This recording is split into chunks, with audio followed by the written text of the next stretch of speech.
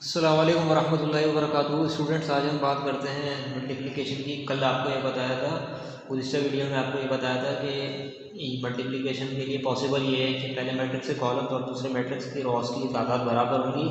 Then these matrix then the matrix are possible for multiplication if the number of columns is not equal to the number of rows. यानी कि first matrix के जो number of columns की तादाद अगर second matrix के number of Ross की तादाद के बराबर नहीं है तो फिर ये कि वो जो मल्टीप्लिकेशन है वो पॉसिबल नहीं होगी। आज एक्सरसाइज 7.3 में हम उन सवालों को देखेंगे। कल बताया था कि ये जो सवाल हैं ये इनमें से कौन सा पॉसिबल है कौन सा नहीं है। तो कल खाली ये बताया था कि हम पॉसिबिलिटी चेक करेंगे किस तरह, ये इस पर डिस्कस हुई थी। अब हम बात करेंगे कि जो पॉसिबल होते हैं वो कैसे मल्टीप्लाई होंगे। जैसा कि क्वेश्चन नंबर 1 है, ये इसका एक्सरसाइज 7.3 का जो पिछले वीडियो में भी जिसका हवाला दिया था कि वो जो पॉसिबल हैं तो उनको करेंगे। फिर क्वेश्चन नंबर 1 है, जैसा कि हमारे पास 2 3 देन 5 6। और यहाँ पे स्टूडेंट्स आप देख सकते हैं कि इसके अंदर दो कॉलम्स है हमारे पास, एक कॉलम ये है, एक कॉलम ये है और दो रोज है हमारे पास। तो number of columns is equal to number of rows. इसका मतलब ये है कि ये मल्टीप्लिकेशन के लिए पॉसिबल है।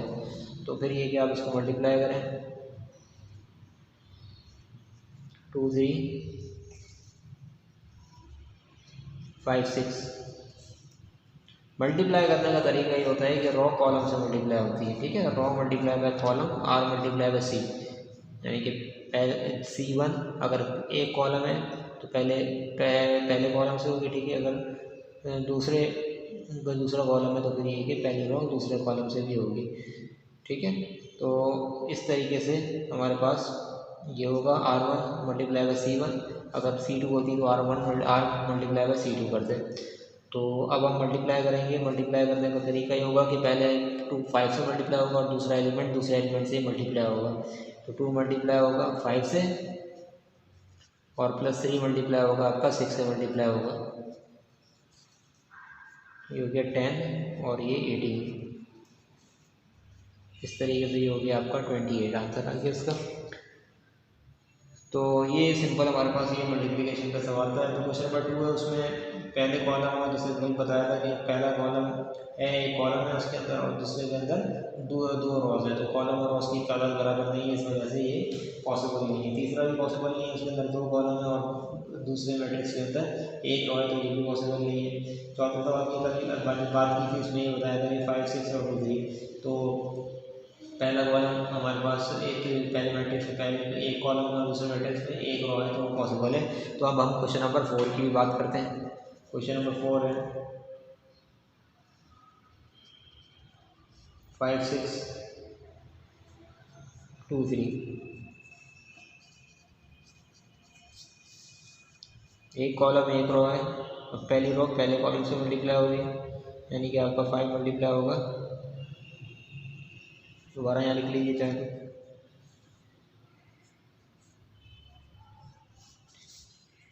पहली रो पहले कॉलम से मल्टीप्लाई होती है।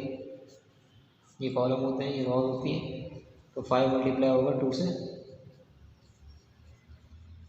ठीक है, और फिर पहली रो दूसरे कॉलम से मल्टीप्लाई होगी, यानी कि 5 मल्टीप्लाई होगा 3 से भी आपका मल्टीप्लाई होगा। अब चूँकि कॉलम चेंज हो रहा था तो इसलिए हमने कॉलम को चेंज कर दिया। ठीक है, ये दो रोज हैं एक कॉलम है, दो रोज हैं एक कॉलम है इसके अंदर। तो रॉ मल्टीप्लाई होगी पहले कॉलम से। ठीक है, और फिर यही रॉ मल्टीप्लाई होगी दूसरे कॉलम से भी मल्टीप्लाई होगी इस कॉलम से भी। लेकिन जब कॉलम चेंज हो रहा होगा स्टूडेंट, तो हम भी क्या करेंगे, कॉलम को चेंज कर देंगे। तो इसलिए थोड़ा सा स्पेस दे देंगे। इस तरह 6 मल्टीप्लाई होगा, उसी तरह 6 मल्टीप्लाई होगा। पहली रो पहले कॉलम से मल्टीप्लाई होगी, दूसरी रो पहले कॉलम से मल्टीप्लाई होगी और फिर दूसरी रो दूसरे कॉलम से भी मल्टीप्लाई होगी। जितने पॉसिबल होने के बाद जितने कॉलम होंगे उसी हिसाब से वो मल्टीप्लिकेशन चलती रहेगी। पहली रो सारे कॉलम से मल्टीप्लाई होगी और फिर पहली रो दूसरी, इसी तरह दूसरी रो भी सारे कॉलम से मल्टीप्लाई होगी। हमारे पास आ गया 10 15 12 18। इस तरीके से ये हमारे पास आंसर आ गया। और फिर क्वेश्चन नंबर 5 है, उसके अंदर पहले मैट्रिक्स में एक कॉलम दूसरे में दो रो में पॉसिबल नहीं है। क्वेश्चन नंबर 6 पॉसिबल है। तो क्वेश्चन नंबर 6 को स्टूडेंट देखते हैं। क्वेश्चन नंबर 6 है हमारे पास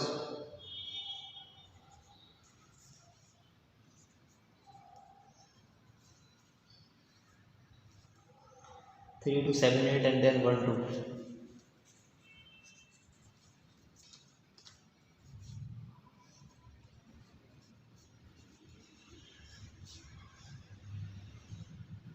जैसे कि आप देख रहे हैं कि इसमें 2 कॉलम है और दूसरे में 2 रोज हैं, तो number of columns is equal to number of rows. तो ये मल्टीप्लिकेशन के लिए ये पॉसिबल है और हम इनको मल्टीप्लाई करेंगे।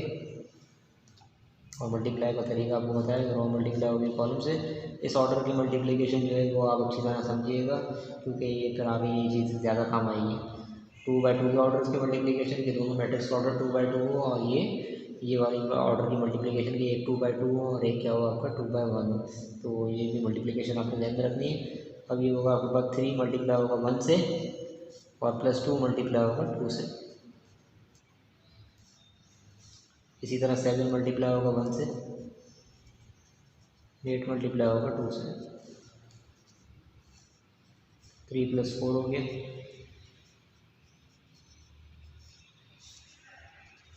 इस तरह ये 7 हो गया, और फिर ये कि 7 + 16 ये आपका 24 हो गया। ये आंसर आ गया क्वेश्चन नंबर 6 का। इस तरह क्वेश्चन नंबर 7 है, वो भी ऐसी बात है पॉसिबल है। क्वेश्चन नंबर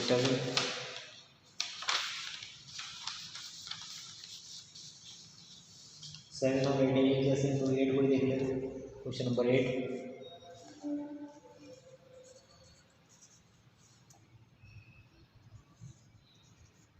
6 - 5 7 - 4 5 2 0 1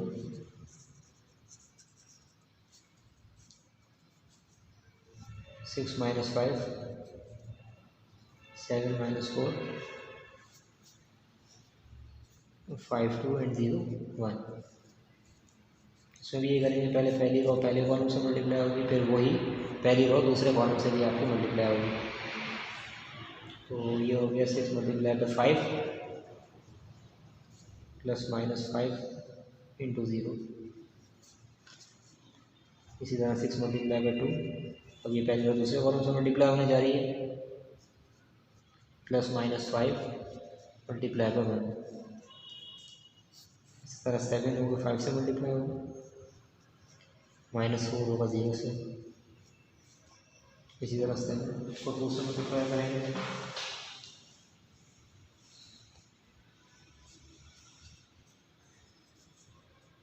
और -4 को 1 से। तो ये हो गया 30 ± -, 0 5 से 0, 6 2 12 ± -, 5 1 5, 7 5 35 ± -, 0 4 0, 7 2 40 ± -, 4 1 4। 30 - 0 30 ही आता है, 12 - 5 7 होता है, एंड देन 35 आ गया, 14 - 4 10 आ गया। तो इस तरीके से ये इसकी मल्टीप्लिकेशन हो गई। तो स्टूडेंट बस सिंपल ये थी मल्टीप्लिकेशन आपकी, जो पॉसिबल थे उनको फिर करके दिखा दिया गया आपको। बाकी ये और कल ये बात बताई थी कि अगर खाली नंबर पार्ट लिखा हो, तो जैसे कि क्वेश्चन नंबर 9 में बताया था कि 3 × 5 0 6 1। तो अगर इस तरह की कंडीशन हमारे पास होती तो हम क्या करते हैं, सिंपल सबको मल्टीप्लाई करा दें, क्योंकि ये जस्ट एक नंबर है, ये कोई मैट्रिक्स है नहीं कि इसमें ऑर्डर वगैरह देखा जाए।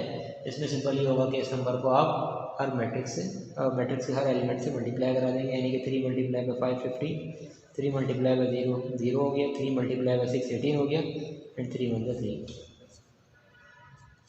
तो क्या आपको मल्टीप्लिकेशन समझ आ गई होगी। मल्टीप्लिकेशन को अच्छी तरीके से कीजिएगा, और कम से कम ये कुछ ना करने से बेहतर है कि ये तो ऑर्डर ज़रूर कर लीजिएगा। ये 2/2 के ऑर्डर थे, और वो जो पिछले सवाल करवाया इसमें तो एक का ऑर्डर 2/2 का था, एक का 2/1 का था।